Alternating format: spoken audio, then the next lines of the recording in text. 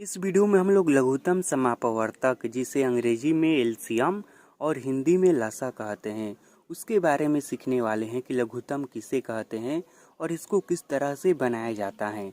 इसके बारे में जो भी जानकारी है वह सब जानकारी इस वीडियो में हम लोग सीखने वाले हैं।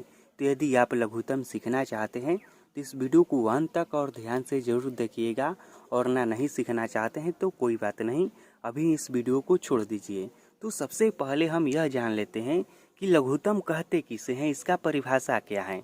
देखिए, तो लघुत्तम का सिंपल सा परिभाषा है कि दो या दो से अधिक संख्याओं का लघुत्तम समापवर्तक वह छोटी से छोटी संख्या होती है जो दी गई संख्या से पूर्णतः विभाजित हो। देखिए, इसको सिंपल और आसान भाषा में बोलूं तो यह कह रहा है कि किसी भी दी गई संख्या का जो एलसीएम निकल कर आता है या जो लघुत्तम होता है वह छोटी से छोटी संख्या होता है जो दी गई संख्या से पूर्णतः विभाजित होता है, यानी कि उसमें पूरा पूरा भाग लग जाता है। जैसे कि मान लीजिए यहाँ पर हम लघुत्तम निकाल रहे हैं 6, 8 और 12 का, तो इसका लघुत्तम जानते हैं कौन सा संख्या आएगा। जो भी संख्या आएगा ना वह संख्या 6 से पूरा पूरा कटेगा, 8 से पूरा पूरा कटेगा और 12 से भी पूरा पूरा कट जाएगा। तो यही यह कह रहा है कि दो या दो से अधिक संख्याओं का लघुत्तम समापवर्तक वह छोटी से छोटी संख्या होती हैं जो दी गई संख्या से पूर्णतः विभाजित हो, यानी कि जो दिया गया रहता है संख्या लघुत्तम निकालने के लिए उससे वह संख्या पूरा पूरा कट जाए। जैसे कि आप यहाँ पर समझिए, जब मैं इसको बनाकर बताऊंगा तो आपको और भी अच्छे से समझ में आएगा। और एक बात, हाँ देखिए, लघुत्तम बनाने से पहले आपको भाज्य संख्या किसे कहते हैं और अभाज्य संख्या किसे कहते हैं इसके बारे में जानकारी होना बहुत ही आवश्यक है। तो यदि आप यह नहीं जानते हैं तो इस वीडियो के डिस्क्रिप्शन में इसका लिंक मिल जाएगा। इस वीडियो को देखने के बाद उस वीडियो को देख लेना। फिलहाल यह समझ लीजिए कि भाज्य संख्या किसे कहते हैं और अभाज्य संख्या किसे कहते हैं, इसको मैं शॉर्टकट में बता देता हूँ क्योंकि यह काम आने वाला है लघुत्तम बनाते समय। तो देखिए, भाज्य संख्या उसे कहते हैं वैसी संख्या जिसका कम से कम 2 से अधिक भाजक हो, यानी कि जिसका कम से कम 3 भाजक हो। भाजक से कहने का मतलब यह हुआ कि ऐसी संख्या जो कम से कम 3 अंकों से कटे उसे भाज्य संख्या कहते हैं। और अभाज्य संख्या उसे कहते हैं जो मात्र केवल 2 ही अंक से कटे, तीसरे अंक से नहीं कटे, उसे अभाज्य संख्या कहते हैं। जैसे कि मान लीजिए अभाज्य संख्या में आता है 2 आता है, 3 आता है, उसके बाद 5 आता है, उसके बाद 7 आता है। यह सब अभाज्य संख्या है। जानते हैं क्यों? क्योंकि यह अधिकतम केवल 2 ही अंक से कटेगा। 2 जो है यह या तो 1 से कटेगा या 2 से कटेगा। अधिकतम में यह कटेगा तो 2 ही अंक से कटेगा। 3 भी उसी तरह, या तो 1 से कटेगा या 3 से कटेगा। 5 भी उसी तरह से हैं, या तो यह 1 से कटेगा या 5 से कटेगा। तो इस प्रकार की जो संख्या रहती हैं जो अधिकतम 2 ही संख्या से कटती हैं, तीसरे से नहीं कटती हैं, तो उसे अभाज्य संख्या कहते हैं। और लघुत्तम निकालते समय सबसे जो मुख्य ध्यान देने वाली बात है वह यह भी है कि इसका लघुत्तम निकालते हैं हम तो अभाज्य संख्या का ही प्रयोग करते हैं। जैसे कि मान लीजिए हम 4 का प्रयोग करके लघुत्तम नहीं निकालेंगे, हम उसी तरह से 8 का प्रयोग करके लघुत्तम नहीं निकालेंगे क्योंकि यह अभाज्य संख्या नहीं है। तो हम क्या करते हैं, 2 का प्रयोग करते हैं। 2 अभाज्य संख्या है तो यहाँ पर हम लिखते हैं 2। और एक बात यहाँ पर ध्यान देने वाली है, जब लघुत्तम निकाला जाता है तो देखिए, जब संख्याएं 1 से अधिक हो, यहाँ पर देखिए 3 गो संख्या है, एगो 6 है, 8 है, 12 है। जब संख्याएं एगो रहती तो यह नियम नहीं लगता, लेकिन जब संख्याएं 1 से अधिक हो तो यह देखा जाता है कि उनमें से कम 2 ऐसी संख्या होना चाहिए। क्या होना चाहिए? कम से कम 2 ऐसी संख्या होना चाहिए जो किसी भी अभाज्य संख्या से कट जाए। जैसे कि मान लीजिए यहाँ पर देखिए, 6 भी 2 से कटेगा, 8 भी 2 से कटेगा और 12 भी 2 से कटेगा, इसीलिए हमने यहाँ पर 2 लिया है। यदि मान के चलिए कि यहाँ पर इस तरह से रहता, 6 रहता, 7 रहता और मान लीजिए कि 9 रहता, तो यहाँ पर हम 2 नहीं लेते क्योंकि 2 से 6 तो कटेगा लेकिन 7 और 9 नहीं कटेगा। तो हम वही संख्या लेंगे जिससे कम से कम दो गो संख्या कट जाए। तो यहाँ पर तो तीनों कट रहा है 2 से, तो अच्छा है, लेकिन कम से कम दो गो कटना चाहिए, तभी हम यहाँ पर संख्या लेंगे। अब मान लीजिए कि यहाँ पर हमें संख्या लेना होगा, तो यहाँ पर जानते हैं हम कौन सा संख्या लेंगे। यहाँ पर 3 लेंगे, क्योंकि 3 से 6 कटेगा और 9 कटेगा।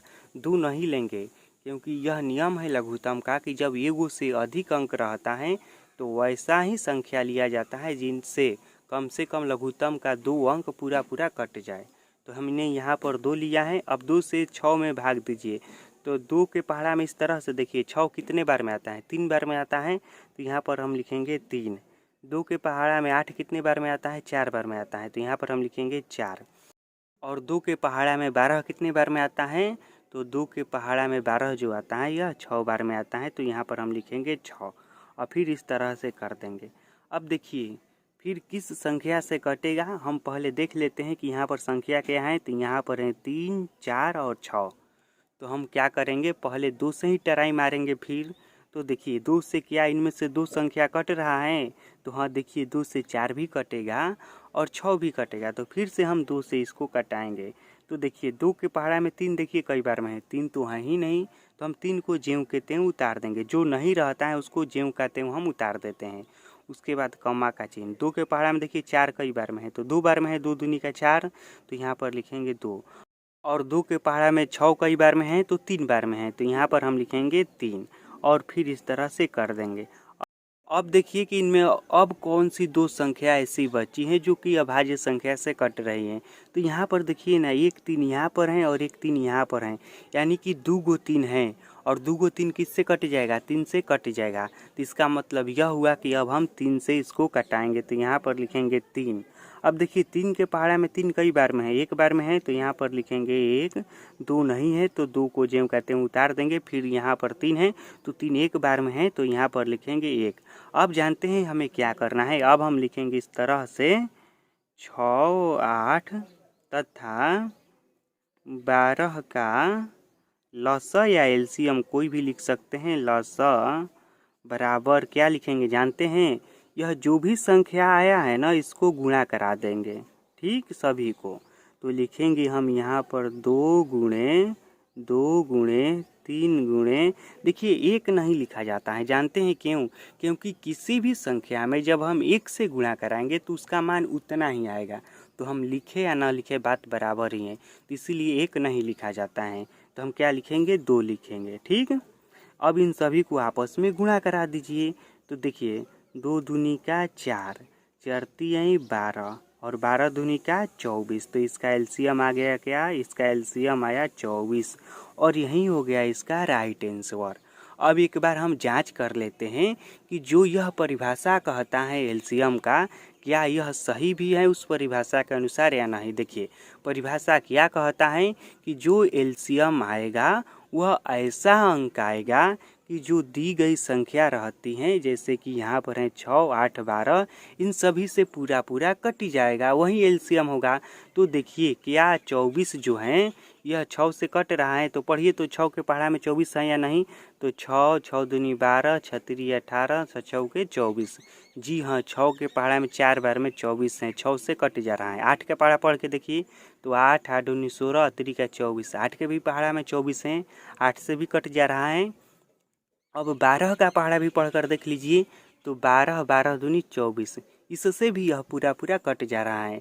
तो अब आप सभी लोगों को एलसीएम का परिभाषा भी अच्छे से समझ में आ गया होगा और एलसीएम बनाना भी आ गया होगा। और एक उदाहरण देकर और आपको समझाकर बता दे रहा हूँ ताकि आप सभी लोगों को अच्छे से समझ में आ जाए। तो यहाँ पर संख्या है 4, 8, 12, 36।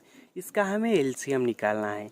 तो सबसे पहले हम क्या करेंगे, अभाज्य संख्या को लिख लेंगे, क्योंकि एलसीएम तो अभाज्य संख्या से ही निकाला जाता है ना। और अभाज्य संख्या कौन कौन है, तो वो हैं 2 हैं, 3 हैं, 5 हैं, 7 हैं।